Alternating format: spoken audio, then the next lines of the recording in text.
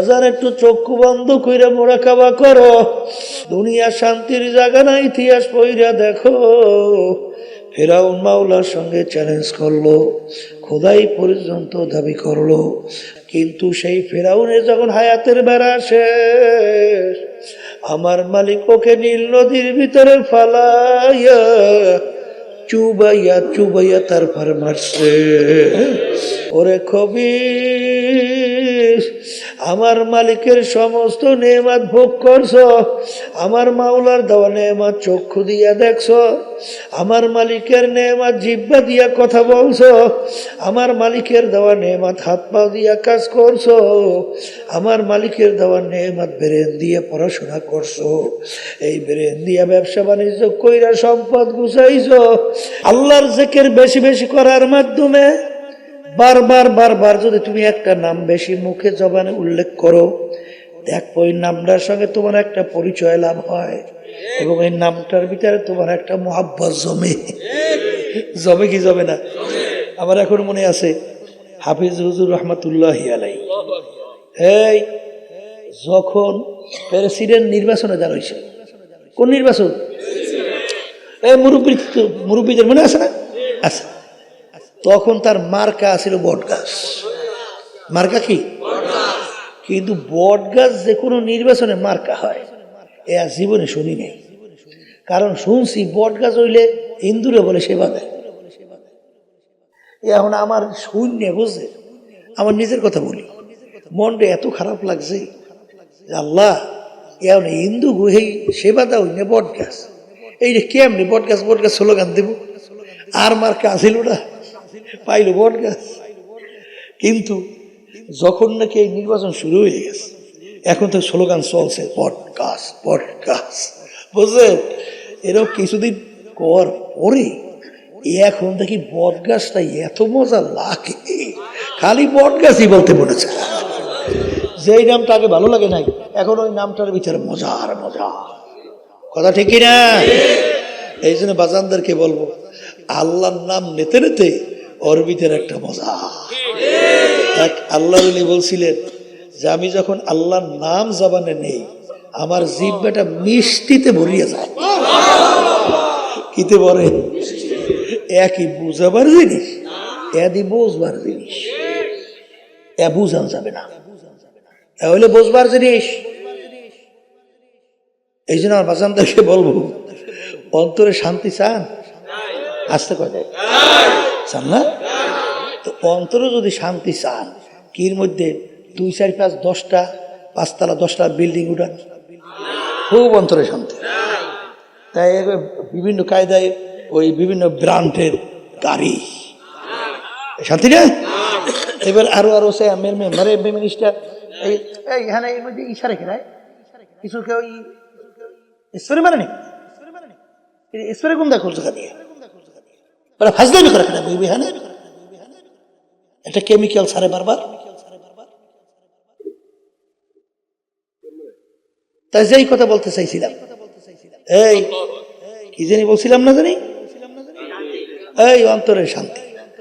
অন্তরের সাথে কির মধ্যে আল্লাহ বলতেছেন, এই আলা বিযিকরিল্লাহি তাতমাইন্নুল কুলুব।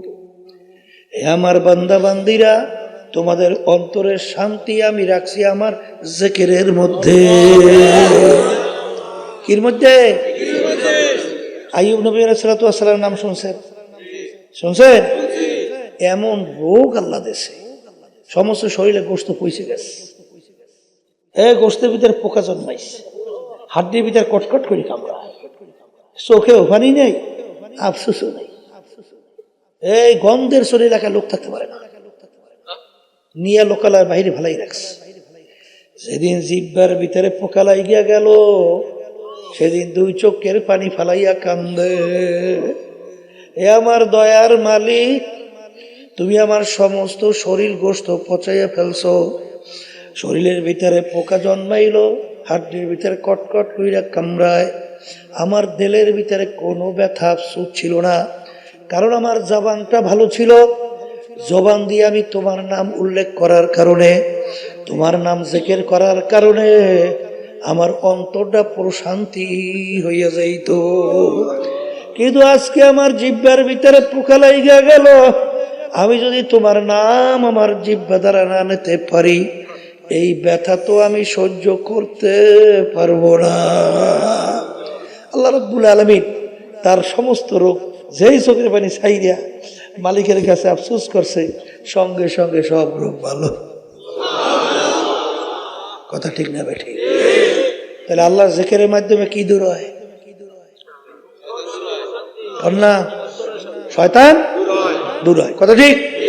নামাজে একাগ্রতা বাড়ে, এই নেকির কাছে আগ্রহ। কথা ঠিক? দরকার আছে, আছে। আর বাজানদেরকে বলবো, আর একটা শত্রু কথা কইছিলাম জানি কি? ও মাশাআল্লাহ মনে আছে তো। মানুষ শয়তান, মানুষ শয়তান চেনেন? আপনার স্ত্রী হইতে পারে, আবার স্ত্রীদের স্বামীরা হইতে পারে, হ্যাঁ, আপনার ছেলেও হইতে পারে, মেয়েরাও হইতে পারে, আপনার বন্ধু বান্ধব হইতে পারে, আপনার আত্মীয় স্বজন হইতে পারে, আপনার দলের নেতা নেত্রীরাও হতে পারে। বলে হুজুর তা কেমন? এক কথা মনে রাখেন, এই যে আপনাকে গুনার মধ্যে উদ্বুদ্ধ করে, কোন যে আপনাকে, সে যদি আপনার স্ত্রী হয়, আপনার স্বামী হোক, আপনার ছেলে হোক, আপনার মেয়ে হোক, আপনার বন্ধু হোক, আপনার আত্মীয় হোক, আপনার দল হোক, আপনার দলের নেতা নেত্রী হোক, সেই হলো মানুষ শয়তান। কথা ঠিক কিনা? এখন মানুষ শয়তান থেকে বাঁচা লাগবে না? এখন জিকির করলে মানুষ শয়তান যায়? তাহাজ্জুদের নামাজে যায়? কোরআন তেলাওয়াতের মাধ্যমে যায়? তাসবিহ তাহলিলের মাধ্যমে যায়? আম্মের ঘরের বউ আপনি জিকিরের মাধ্যমে সরাইবেন কেমনে? পারবে? তাই মানুষ শয়তান থেকে বাঁচা লাগবে না? আল্লাহ রাব্বুল আলামিন বলেন, মানুষ শয়তান থেকে বাঁচার জন্য ওয়াকুনু মা'আস সাদিকিন, তোমরা সাদিকিন বান্দাদের সঙ্গী হইয়া যাও। সোহবতে সালেহ তোরা সালেহ কুনাদ, সোহবতে তালেহ তোরা তালেহ কুনাদ, জামানা সোহবত বা আউলিয়া বেহতর সদ সালে তাআত বেরিয়াব গেলে খুশবু ইদার হাম্মামে রোজে রসিদাস্তে মাহবুবে বাদাস্তা। বলেন সৎসঙ্গে স্বর্গবাস। মুখ খুলে বলেন, অসৎ সঙ্গে সর্বনাশ। আমি মনে ভুল বলি নাই? এই আপনার সন্তান কোনো খারাপ চরিত্রের ছেলেদের সঙ্গে মিশতে দেন? কে দেন না কেন? ওই দেন, আপনি কেউ খারাপ বলছি কি হয়ে যায়? হ্যাঁ, তাহলে বুঝা গেল সৎসঙ্গে স্বর্গবাস। অনেকে দোয়া আছে, হুজুর নামাজ ভালো লাগে না, হুজুর গুনার কাম ছাড়তেই পারি না, হুজুর কেমনে ভালো হবো, চেষ্টা করি রাস্তাই পাই না। রাস্তা পাইবেন কেমনে? রাস্তায় চলেন, হ্যাঁ চলেনি তোরা, তাই পাইবেন কেমনে? আপনাকে আল্লাহ বলতেছেন তুমি সাদিকিন বান্দাদের সংস্পর্শে যাও, তাদের সোহবতে থাকো, তা যাবা না তুমি ভালো হবা, তুমি পারবা না, কোনদিন সম্ভব না। শোনেন, আপনি আর কি, আল্লামা জালালউদ্দিন রুমি রহমতুল্লাহি আলাইহি বিশ্ববিখ্যাত আলেম না? নাম শোনেন নাই? আল্লামা জালালউদ্দিন রুমি নাম শুনছেন? তামাম বিশ্বের ভিতরে উল্লেখযোগ্য আলেম। তিনি বলতেছেন, খোদ বা খোদ মাওলানা রুমি না শোধ, তা গোলামে শামসুত তিবরিজি না শোধ। আমি রুমি ততক্ষণ পর্যন্ত রুমি হতে পারি নাই যতক্ষণ শামসুত তিবরিজি সংস্পর্শে যাইয়া তার সাগরেদ হইতে পারি নাই। এই আল্লাহর বান্দারা, বাস্তবতা আছে না নাই? বাস্তবতা আছে না নাই? এই মাটির চাকার থেকে গোলাপ ফুলের গ্রাম। জিজ্ঞাসা করে মাটির চাকা, তুই কোন মিসকাম্বা না, তুই গোলাপ ফুল না, কোন সুগন্ধি এত গেরান তোর থেকে আসে কেন? পরিচয় দাও। মাটির চাকা উত্তর দেয়, আমি কোনো গোলাপ ফুলও না, কোনো মেশক আম্বার, কোনো সুগন্ধিও না। তাহলে এত ঘ্রাণ কেন আসে? বলে আমি যেই জায়গায় ছিলাম একটা গোলাপ ফুল ফুইটা আমার সঙ্গে লাগিয়ে রইছে। কি ফুইটা? ওই গোলাপ ফুলের ঘ্রাণ আমার ভিতরে ঢুকতে ঢুকতে এখন আমি আর সাধারণ মাটির চাকা নাই, আমি এখন গোলাপ ফুলে পরিণত হয়ে গেছি। আমি এখন কিতে পরিণত হয়েছি? তাইলে আজকে মাটির চাকার সঙ্গে যদি সংস্পর্শে মাটির চাকা যদি গোলাপ ফুলের গুণ অর্জন করে, তাহলে তুমি যদি জাকিরি আল্লাহ ওয়ালা তাদের সংস্পর্শে যাও, তাহলে সেই গুণ তোমার ভিতরে ঢুকবে না? আসতে কর ঢুকবেই, ঢুকবে না? এই জন্য আমার দাদাজান রহমাতুল্লাহি আলাই সুন্দরভাবে একটা উদাহরণ দিতেন। আব্বাজানের জবানে শুনছি। কি উদাহরণ? যার মুরব্বী নাই ওর মুরব্বী হয় শয়তান।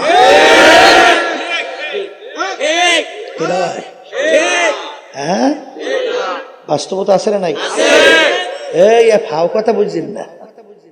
আল্লাহ রাসূল সাল্লাল্লাহু আলাইহি ওয়াসাল্লাম বলেন সাহাবায়ে কেরামদেরকে লক্ষ্য করিয়া, এ আমার সাহাবারা, তোমাদের প্রত্যেকের জন্য ভিন্ন ভিন্ন একটা শয়তান নির্ধারণ করা আছে, প্রত্যেকের জন্য। সাহাবায়ে কেরাম প্রশ্ন করলেন, হে আল্লাহর রাসূল সাল্লাল্লাহু আলাইহি ওয়াসাল্লাম, হুজুর আপনার জন্য কি একটা শয়তান নির্ধারণ করা আছে? আপনার জন্য কি একটা শয়তান নির্ধারণ করা আছে? সাহাবারা প্রশ্ন করছে। আল্লাহ রাসূল সাল্লাল্লাহু আলাইহি ওয়াসাল্লাম বলেন, হ্যাঁ আমার জন্য একটা শয়তান নির্ধারণ করা আছে, কিন্তু ওয়ালাকিন আসলামানি, কিন্তু ও আমার কাছে আত্মসমর্পণ করছে। কারণ আল্লাহ রাব্বুল আলামিন তার রাসূল 24 ঘন্টা তার কুদরতি নিয়ন্ত্রণে ছিল।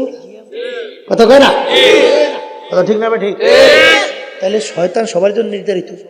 এখন তোমার যদি মুরব্বী না থাকে, এখন মুরব্বী ভূমিকা পালন করবে কে? এটা সাদিকিন বান্দাদের সঙ্গী হওয়া লাগবে। রাজি আছি? আল্লাহ আমাদের সবাইকে তৌফিক দান। তাহলে সাদিকিন বান্দাদের সঙ্গী যখন হবেন, তখন দেখবেন আল্লাহর রহমতে আপনার নেক কাজ করার আগ্রহ বাড়বে। আমি বাস্তব বলছি না ভুল বলছি? হ্যাঁ, আপনি দেখেন দাদাজান রহমাতুল্লাহি আলাইহির ঘটনা শুনছি। এই এক চরমনাইয়ের মুজাহিদ দাদাজানের কাছে বলতেছে, হুজুর আমার ছেলেটা, হুজুর এক বসে বসে উলুলুলুলুলুলুলুলুলুলুলু এইটা কয়, উলুলুলুলু। আসলে উলু হব কথা বুঝছেন? এইটা উলুলুলুলুলু হিন্দুরা কয় না? আচ্ছা এখন হুজুর আমি তো বিপদেই পড়ছি, আমার ছেলেকে যত জেকে শিখাই ও খালি উলুলুই কয়। দাদাজান বলছে, না তোর ঘর করছো কোন জায়গায়? হিন্দু বাড়ির পাশে? বলে হয় হুজুর হিন্দু বাড়ির পাশে। বলে তাড়াতাড়ি ওখান থেকে ঘর সরাও, সরাইয়া যেখান থেকে আজানের শব্দ শোনা যায়, যেখানে কোরআনুল কারীম তেলাওয়াতের শব্দ শোনা যায়, যেখানে মালিকের জিকিরের আওয়াজ শোনা যায়, এই জায়গায় যে ঘর বানাও। ওই আল্লাহর বান্দা কথা শুনে ঘর ভাঙ্গিয়ে শৌচা নিয়ে এমন জায়গায় বানাইছে। এখন কয়েকদিন পরই এখন সন্তান বলতেছে, লা ইলাহা ইল্লাল্লাহ, লা ইলাহা ইল্লাল্লাহ, লা ইলাহা ইল্লাল্লাহ মুহাম্মাদুর রাসূলুল্লাহ। তাহলে সোহবতের গুরুত্ব আছে না নাই? আছে না নাই? সোহবত এমন এক জিনিস বাজান ভালো কইরা জানা লাগবে। ওই যে শুনছেন ইমাম ফখরুদ্দিন রাজি রহমাতুল্লাহ আলাইহি বাজান, তিনি পীর সাহেব হুজুরের কাছে গেছিলেন। পীর সাহেব হুজুরে বলেন, আপনি কে? আমি ইমাম ফখরুদ্দিন রাজি। বলে ওই যে শুনছি বিশ্ববিখ্যাত আলেম সে। বলে হ্যাঁ হুজুর আমি সেই ফখরুদ্দিন রাজি। বলে বাবা তোমার ভিতরে এত বেশি এলেম, তোমার ভিতরে মালিকের মারিফত ঢুকানোর জায়গা নাই। এলেমের গরম কমাই আসো, এরপরে চেষ্টা করা যাবে। ওই আল্লাহর বান্দা এক পর্যায়ে আপনারা জানেন তাফসিরে কাবির বইসা বইসা পাতার ভিতরে লেখছিল, বলছেন বাবা এলেমের গরম আরো বাড়ছে, কমাই আসো। তিনি মৌতের যখন সময় আইসা গেল, তিনি তো 101টার মতো দলিল ঠিক করছে মৌতের সময় শয়তানের সঙ্গে যুদ্ধ বাহাস করবে, কিন্তু শয়তান তোমার আমার সে বড় জানুন না, পাণ্ডিত না কম? আসতে কয় তুমি কি জানো? হ্যাঁ, একটু বিসমিল্লাহ তার কি কয়েকটা করি, ওরে সর্বনাশ বিশাল আলেম। ওদিকে শয়তান বোঝাই হিংসায় ভরা, ঠিক না বাটি? আসমানি 104 কিতাব, এই 104 কিতাবের ইলম আল্লাহ রাব্বুল আলামিন ইবলিসের মধ্যে দান করছে। এত বড় জানেন না পণ্ডিত, কি বলছেন? এখন ইমাম ফখরুদ্দীন রাজি রহমাতুল্লাহ আলাইহি তার দলিল খণ্ডন করতে আর কোনো অসুবিধা? এত টাস টাস টাস টাস শেষ। এখন ইবলিসের কথা মাইনা নেওয়া লাগে। ওদিকে এই শামসুদ্দিন কুবরা রহমাতুল্লাহি আলাইহি, এই নাজিমউদ্দিন কুবরা রহমাতুল্লাহি আলাইহি, নাজিমউদ্দিন কুবরা রহমাতুল্লাহি ওযু করতেছেন আর কাশফের মাধ্যমে দেখতেছেন শয়তানের সঙ্গে সোয়াল জব চলছে। যখন দেখছে যে ফেল করছে, তখন পানি উঠাইয়া বলে, এই ইমাম ফখরুদ্দিন রাজি বলো, বিনা দলিলে আল্লাহ, এই মিশর বিনা দলিলে আল্লাহ, লা ইলাহা ইল্লাল্লাহু মুহাম্মাদুর রাসূলুল্লাহ। কালিমা পড়ে দুনিয়া থেকে বিদায় হয়ে চলে গেছে। কথা ঠিক কিনা? শোনেন, সৌবাত কি জিনিস? হাদিসের ঘটনা। আল্লাহর বান্দা বুড়ো বয়সে মনে পড়ছে, হক্কানি আলেমের কাছে যাওয়া লাগবে, তওবা করা লাগবে, আমার মালিকের হুকুম অনুযায়ী চইলা, আল্লাহর রসুলের তরিকা অনুযায়ী চইলা তারপর কবরে যাওয়া লাগবে। আল্লাহর বান্দা আলেমের বাড়ির দিকে রওনা করলো, পথের মধ্যে হায়াত শেষ হয়ে গেল। আল্লাহর বান্দা পথের ভিতরে মারা গেল। এখন জাহান্নামের ফেরেশতা আসলো ওর রুহুকে জাহান্নামে নেওয়ার জন্যে। বেহেশতের ফেরেশতাও আসছে ওর রুহুকে জাহান্নামে নেওয়ার জন্যে, বেহেশতে নেওয়ার জন্যে। জাহান্নামের ফেরেশতা বলে, বান্দা তো এখন পর্যন্ত তাওবা করতে পারে নাই, রূহ আমরা পাবো। আর বেহেশতের ফেরেশতা বলে, বান্দা তো আলেমের বাড়ি রওনা করছে তাওবা করার জন্য, ওর মাঝখানে হায়াত শেষ হয়ে গেল, বান্দার কি দোষ? ও তো রওনাই করছে, হায়াত শেষ হয়েছে, রূহ আমরা পাবো। কি দুই দলে ঝগড়া আছে না, কথা কাটাকাটি? আল্লাহ রাব্বুল আলামিন জমিনকে হুকুম করে, হে আমার জমিন, তুমি এই ফেরেশতারা জমিন মাপো, দেখো যে ব্যক্তি যেখানে মারা গেল সেখান থেকে আলেমের বাড়ি কাছে না তার বাড়ি কাছে। যদি আলেমের বাড়ি কাছে হয়, রূহ নিয়ে যাইবে বেহেশতের ফেরেশতা, আর যদি আলেমের বাড়ি দূরে তার বাড়ি কাছে হয়, রূহ নিয়ে যাইবে জাহান্নামের ফেরেশতা। ঘটনা ছিল, বান্দা যেখানে মারা গেল সেখান থেকে আলেমের বাড়ি ছিল দূরে, তার বাড়ি ছিল কাছে। কিন্তু আল্লাহ রাব্বুল আলামিন জমিনকে হুকুম করে, জমিন আমার বান্দার জন্য আলেমের বাড়ি কাছে হইয়া যা, আমার বান্দা যে আলেমের বাড়ির কাছে আর তার বাড়ি দূরে হয়ে যাও। ফেরেশতারা জমিন মাইপা দেখে আলেমের বাড়ি কাছে তার বাড়ি দূরে, তখন তার রূহ নিয়ে গেল বেহেশতের ফেরেশতা। এই আলেমের বাড়ি রওনা করছে দেখে তো বলে বেহেশতের ফেরেশতা রূহ নিতে পারছে, কথা কয় না? তাহলে কি হক্কানি আলেমদের সৌবতে যাওয়া লাগবে না লাগবে না? খবরদার বাজান, ভুল কইরো না, খবরদার, আল্লাহর হুকুম, কথা ঠিক কিনা? নেকের পাল্লা ভারী করা লাগবে, গুনার কাল্লা হালকা থাকা লাগবে। আর নেকের পাল্লা ভারী করার জন্য কুরআন এবং হাদিসের বাহিরে পথ ছাড়া অন্য কোনো পথ নাই। আছে আছে আছে, যদি নাই থাকে আমার বাজানদেরকে বলবো, পর্দার আড়ালের মা বোনদেরকে বলবো, দুনিয়া কিন্তু স্থায়ী জায়গা না। কোন স্থায়ী দুনিয়ার জিন্দগি স্থায়ীভাবে কেউ থাকতে পারে না, কেউ পারবে না।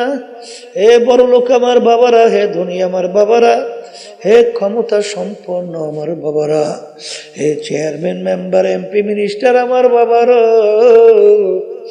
দুনিয়া কিন্তু শান্তির জায়গা না। কেউ কোনোদিন পায় নাই, কেউ কোনোদিন পাবে না। আর দুনিয়া দারুল মেহনে ওয়াল বালা, দুনিয়া বালা মুসিবতের জায়গা, কষ্ট ক্লেশের জায়গা। বাজার একটু চক্ষু বন্ধ কইরা মোরাকাবা করো, এরপরে তালাশ কইরা দেখবা সব প্রশ্নের উত্তর পাবা। দুনিয়া শান্তির জায়গা না, ইতিহাস পইরা দেখো। ফিরাউন মাওলার সঙ্গে চ্যালেঞ্জ করলো, খোদাই পর্যন্ত দাবি করলো, বনে ছেলে সন্তানগুলা ধৈরা ধৈরা জবাই করলো। এত বড় পাওয়া কেউ বলার কোনো শক্তি নাই। ওকে আমার মালিক দুনিয়ার ভিতরে এমন আরামে রাখছিল, 750 বছরের মধ্যে ইতিহাসে দেখা যায় একদিন একটু সর্দি জ্বরও হয় নাই। এত আরামে আমার মালিক ওকে দুনিয়ায় রাখছিল। ওর বাড়ির দরজায় এমন একটা গাছ ছিল, যে কোনো রোগের নিয়াত কইরা খাওয়ার সঙ্গে সঙ্গে রোগ ভালো হয়ে যাইত। ওর কথায় নীল দরিয়ার পানি ভাটা জ্বর হইতো। এত আরামে আমার মালিক দুনিয়া রাখছে। কিন্তু সেই ফেরাউনের যখন হায়াতের বেড়া শেষ, আমার মালিক ওকে নীল নদীর ভিতরে ফালাইয়া চুবাইয়া চুবাইয়া তারপর মারছে। এই ফেরাউনের পাত্তা আছে? আসতে কয় আছে। নমরুদ মাওলার সঙ্গে চ্যালেঞ্জ করলো, আর খলিল ইব্রাহিমকে আগুনের ভিতরে ফেলাইল। আরে আমার মালিক একটা ঠ্যাং ভাঙ্গা মশা ওর মস্তকের ভিতরে ঢুকাইয়া এমন ভাবে জ্বালা পোড়া শুরু করলো, মাথা আশ্রাইয়া পাশরাইয়া শেষা বেসা করে মারল। নমরুদের পাত্তাও পাওয়া যায় না। সাদ্দাম মাওলার সঙ্গে চ্যালেঞ্জ করলো, দুনিয়ায় ওর নিজের বানানো বেহেশত তৈরি করলো। বেহেশত কমপ্লিট দেখার জন্য দলে বলে গেল, দেখে বেহেশতের দরজায় বুড়া দাঁড়াই আছে। এই বুড়াটাকে আজরাইল ডাক দিয়া বলে, ওরে খবিস, আমি আজরাইল আছি তোর জান কবজ করার জন্য। শোনার সঙ্গে সঙ্গে থরকম্পন শুরু হয়ে গেল। আরে খবিস সাদ্দাত বলে, ভাই আজরাইল বড় শখ কইরা বেহেশত তৈরি করলাম, একটা নজর দেখার সুযোগ দাও। ওরে খবিস, আমার মালিকের সমস্ত নেয়ামত ভোগ করছো, আমার মাওলার দেওয়া নেয়ামত চক্ষু দিয়া দেখছো, আমার মালিকের নেয়ামত জিহ্বা দিয়া কথা বলছো, আমার মালিকের দেওয়া নেয়ামত হাত পা দিয়া কাজ করছো, আমার মালিকের দেওয়া নেয়ামত ব্রেন দিয়ে পড়াশোনা করছো, এই ব্রেন দিয়া ব্যবসা বাণিজ্য কইরা সম্পদ গুছাইছো, এই ব্রেন দিয়ে অনেক কিছু করলি। আরে কত প্রতিবন্ধী আমাদের সামনে নিয়ে আসে, হুজুর ওর জন্য একটু দোয়া করে। হুজুরও ভালো মন্দ কিছু বোঝে না। আরে বাপ তো ফেল ফেলাইয়া কান্দে। আরে আমার মালিক তোমাকে ইচ্ছা করলে, আমাকে ইচ্ছা করলে প্রতিবন্ধী বানাইতে পারতো কি পারতো না? এই নেয়ামত ব্রেনকে দান করলো। আরে সমস্ত নেয়ামত ভোগ করিয়া দুনিয়ায় বাইচা ছিলি। আরে তোকে আমার মালিক আশরাফুল মাখলুকাত হিসেবে ঘোষণা দিল, কিন্তু আমার মালিককে চেনো নাই, নাফরমানি করলি, আমার মালিকের সঙ্গে চ্যালেঞ্জ করলি। বেশ তো তুই তৈরি করছো, আমার মাওলার তো হুকুম হইয়া গেল, ইদা জা আজালুহুম লা ইস্তাখিরুনা সাআতাও ওয়া লা ইস্তাকদিমুন। এরে খবিস, আমার মালিক তোকে হুকুম করছে ধৈর্য নেওয়ার জন্য, 1 সেকেন্ড আগেও হবে না, পরেও হবে না। এই কথা বলে জহরুটাকে খপ কইরা ধৈর্য যখন টান মারলো, কলিজার রগগুলা সেইরা সেইরা নিয়ে চইলা গেল। কই সাদ্দাদের বাহাদুরি কোথায়? জমিনটা ধরটা জমিনের ভিতরে ধারাস কইরা বইরা গেল। এ বড় লোক আমার বাবারা, ক্ষমতা সম্পন্ন আমার বাবারা, এ বড় বড় শিক্ষিত আমার বাবারা, এ বড় বংশের আমার বাবারা, এই মাতুক বাড়ির সরদারি টাকার গরম, ক্ষমতার গরম কয়দিন চলবে?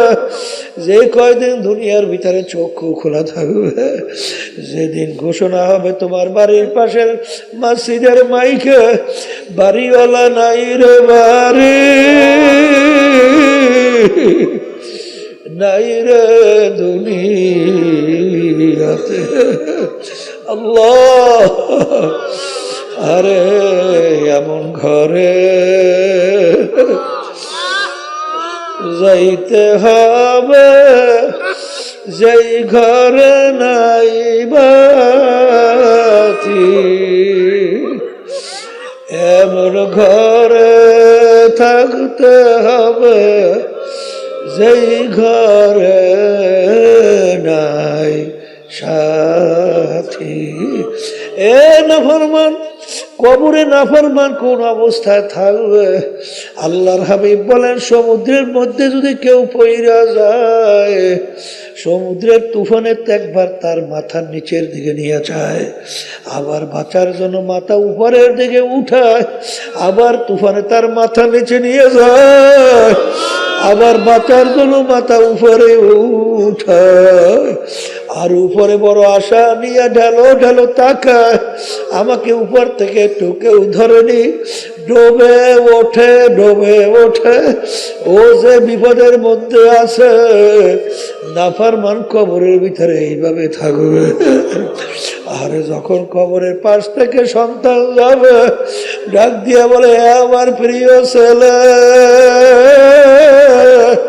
জাহান্নামের আগুনে জ্বলতে জ্বলতে আমার কলিজাটা পুরো কয়লা হয়ে গেছে, আমার জন্য একটু দোয়া করো।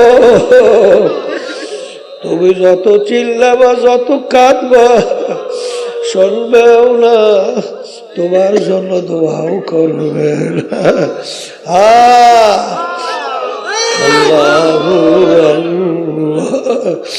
এ দুনিয়াদার পাগল আমার বাবারা, এ মুসলমান আমার বাবারা, পর্দার মা বোনেরা, আল্লাহ আল্লাহর হাবিব বলেন, হে আমার উম্মতেরা, কবরু রাউযাতুম মিন রিয়াজিল জান্নাহ আও হুফরাতুম মিন হুফারিন নার। এই যে কবর দেখো, এই কবর কিন্তু আসল কবর না। কোন কোন আল্লাহর বান্দা বান্দির কবর একটা বেহেশতের বাগান হইয়া যাবে। আল্লাহ আপনি আমার জন্য, আমাদের সবার জন্য কবুল করে দিয়ে। আল্লাহর হাবিব বলেন, ও আমার উম্মতেরা, কোন কোন নাফরমানের কবরের মধ্যে জাহান্নামের আগুন এসে পড়ে যাবে।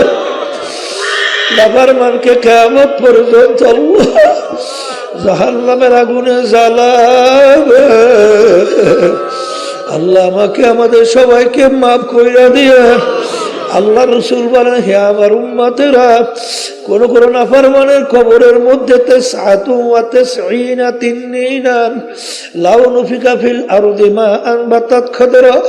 কোন কোন নাফরমানের কবরের ভিতরে একটা না দুইটা না 99টা সাপ জবা হইয়া যাবে। ওই সাপ কিয়ামত পর্যন্ত নাফরমানকে পেঁচাইয়া ঠুকরাইতে থাকবে। ওই সাপ কেমন বিষধর হবে, জমিনের দিকে মুখ কইরা যদি ফুঁক দিত, কোন গাছপালা তরুলতা মাথা জাগাতে পারত না। এমন ঘরে যাইতে হবে যেই ঘরে নাই বাতি, এমন ঘরে থাকতে হবে যেই ঘরে নাই সাথী। এই জন্য আমার বাজানদেরকে বলো, পর্দারে মা বোনদেরকে বলবো, আল্লাহ আল্লাহ, বাজান অনেককে তো টাকা পয়সা আল্লাহ দান করছে, কিন্তু টাকা পয়সা দিনের রাস্তায় খরচ হয় না, আরে বিভিন্ন গুনার কাজে খরচ হয়। আল্লাহ আবার অনেককে কবুল করছেন, তাদের টাকা পয়সা দিনের রাস্তায় খরচ হয়। আজকে এই মাদ্রাসা থেকে 4 জন হাফেজদেরকে পাগড়ি দিলাম। আল্লাহ, এরকম 10 জন লোককে আল্লাহ রাব্বুল আলামিনের কাছে সুপারিশের মাধ্যমে জাহান্নামের হুকুম হয়ে গেল বেহেশতের ব্যবস্থা করতে পারবে। একজন হাফেজ এরকম 10 জনকে আল্লাহ আপনি আমাদের জন্য কবুল করেন। আমাদেরকে আপনি হাফেজের আব্বা বানাইয়া দিয়ে, আল্লাহ আত্মীয় বানাইয়া দিয়ে, মালিক কিয়ামতের ময়দানে ইখলাস দিয়ে দিনের কাজ করার তৌফিক দান কইরেন। আল্লাহ, এই মাদ্রাসা যাদের উসিলায় হইল, যাদের সহযোগিতায় হইল, যারা করলো, এবং সমস্ত দিনই সহি মাদ্রাসাগুলো যাদের উসিলায় সহযোগিতায় হইল, সবাইকে আপনি দুনিয়া